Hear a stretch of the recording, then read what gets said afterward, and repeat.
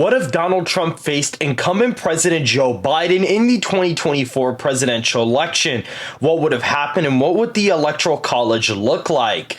That's what we're going to be talking about today. Hit the like button and subscribe for more content just like this. Donald Trump would be winning Utah, Idaho, Wyoming, Montana, the Dakotas, all of Nebraska and its districts except the 2nd Congressional District, Kansas, Oklahoma, Alaska, Arkansas, Louisiana, Mississippi, Alabama, Tennessee, Kentucky, Indiana, West Virginia, Missouri, Iowa, Ohio, South Carolina, Florida, and Texas, as well as Maine's 2nd Congressional District in the safe Republican column. Joe Biden's approval rating, according to Atlas Intel in middle of October, was at around 42%, and you could see Donald Trump was sitting at around 49, which is right about what he got in the national popular vote.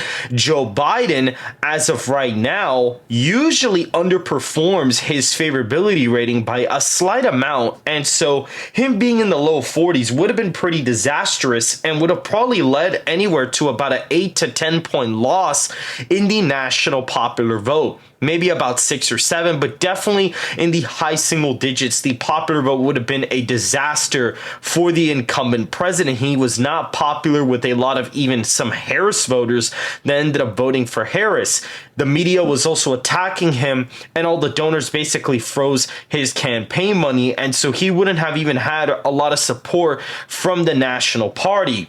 Looking at states like North Carolina, I actually fully expect that he would have lost the state by over 10 percentage points against Donald Trump.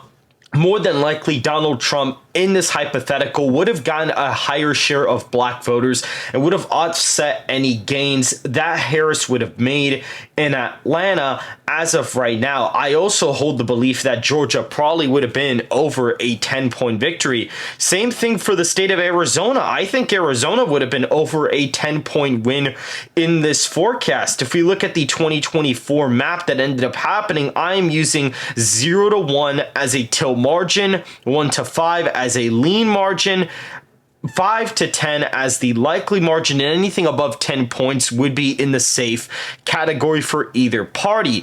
And so when you look at demographics like that, it is just absolutely disastrous to see the performance Joe Biden would have had in the Electoral College. I mean, Donald Trump won the state of Arizona by 5.5 points against Kamala Harris. More than likely against Joe Biden, he probably would have won the state by like 11 or 12 points, which would have been absolutely insane due to that Hispanic support. And a state like Georgia probably would have been around a 10-point victory. North Carolina probably about a 12-point victory or so. You would have seen that definitely take place in the Sun Belt states, and he would have had very inflated support in the Sun Belt battlegrounds. You would have seen in a place like Hawaii, probably like a 13-point win for him. The Asian voters would have skewed much more Republican, but he probably still would have held up pretty well in the state and would have won it by over 10. Same thing for California. I actually hold the belief, looking at the state retrospectively, you see Kamala Harris only won the state by 20. I think Biden would have only won it by like 12 to 13 points, but again, still above a couple points. Now, Biden, you saw here, Harris won Oregon by 14 and Washington by 18. I still think these would have been safe margins of victory because of the fact Biden probably would have performed a little bit better with your richer kind of voter, that 100K plus sort of older Democrat plus 65 kind of voter. Biden would have done a lot better with that group. And so you would have seen a weird alignment where, yes, Donald Trump's performing significantly better in the Sun Belt, but you're going to see in some areas up here in the Northeast, and even to an extent, Washington and Oregon, he performs better relative to what Kamala Harris would have done in terms that he loses less support than Kamala Harris. On average, he's performing better than Harris would have done in those states, but would have still underperformed Harris's margin. Colorado, I think, would have probably been about an 8 to 9 point win for him in the state. Harris won the state by about 11. I think Illinois about this one, I think due to his extremely low African-American support, I think Trump would have gotten almost in the high 20s of black voters with Biden. I think Illinois would have been under 5 points, especially looking at the fact that the state was only a 10-point, 11-point race as of right now. I mean, for crying out loud, Colorado was more Democrat than Illinois and was even more Democrat than New York, which is very, very fascinating. But we even see here, guys, looking at more battleground states. I mean, Vermont, Massachusetts, those would have been safe. I think Maryland, DC still would have been safe. Maryland, however, I actually think would have only been like 12 to 13. I think it would have been way closer than Harris's 28-point win due to that African-American vote. But I still think that Biden would have won the state by over 10 points. But you would have seen a major collapse with that voting bloc in this election. I also think a state like New York would have been very, very close. I think he would have only won New York by probably like 1 to 2 points. I mean, that's what it was seeming like from a lot of the internal polling theories that we were getting. I also think that Maine's first would have been over 10 points, and it's effectively a toss-up state. Probably, if we were to look at all of these states, Connecticut, Rhode Island would probably be likely, including Delaware. I think these would all be in the likely Democrat column as of right now. I also think Pennsylvania and Michigan would have been over 5 points. I think he would have won Michigan by about, roughly 7, and Pennsylvania by about 9. So he would have done very well in these states, but I only think he would have won Wisconsin. Donald Trump would have won Wisconsin by 3 to 4. Looking at the fact that the state suburbs kind of trended to the left very massively. That's kind of what I would have expected out of the state of Wisconsin. And looking at Michigan and Pennsylvania, you see that these states, Trump did very well in some of these places. And I think he would have probably maybe not 9 or 8 points, but definitely like maybe 5 or 7 points in these states would have definitely been the margins he would have gotten in this area. And this actually ends up flipping New Jersey into Donald Trump's column very narrowly. I think Joe Biden would have ended up losing the state. You had internal polling that showed Joe Biden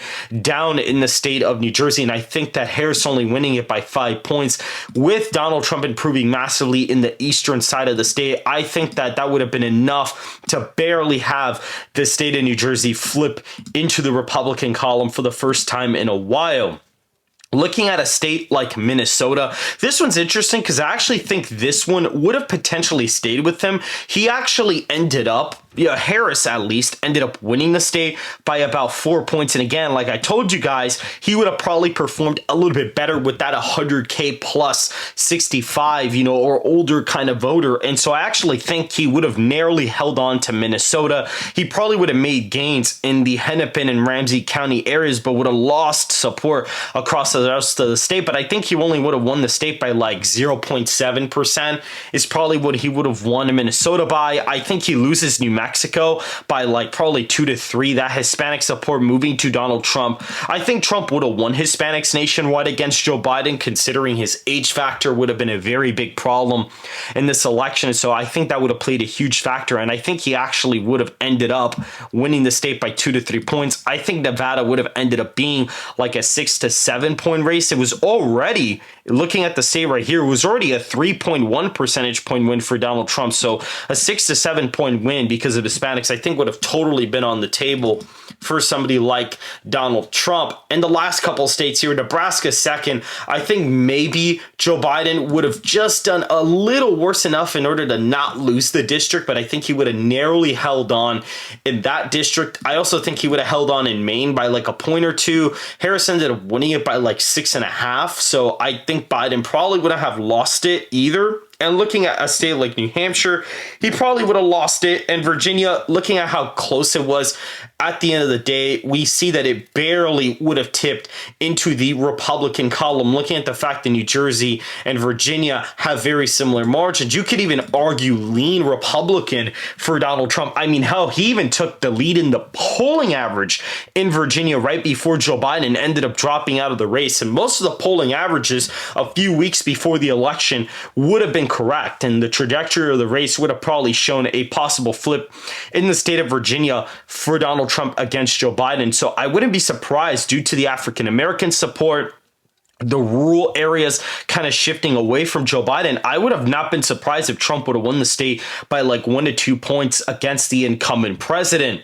And so that is it for this video. Donald Trump would have gotten 348 electoral college votes to Joe Biden's 190 in the electoral college. If you guys did enjoy this video, make sure to hit the like button and to subscribe for more content just like this. And I will see you guys in the next video.